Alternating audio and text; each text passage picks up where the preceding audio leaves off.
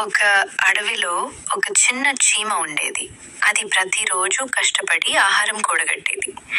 ఒకరోజు అది తన గూళ్ళోకి ఆహారం తీసుకెళ్తూ ఉండగా ఓ పెద్ద పాము దారిలో ఎదురయ్యింది. పాము చీమను చూసి నవ్వింది.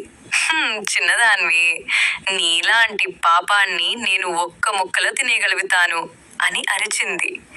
దానికి చీమ చిరునవ్వుతో స్పందించింది. నీవు శక్తివంతమైనవే అయినా నేను బుద్ధిమంతురాలిని. నాకు కావలసినదంతా కష్టపడి సంపాదించాను. నీకు ఏమీ లేని శూన్యం మాత్రమే.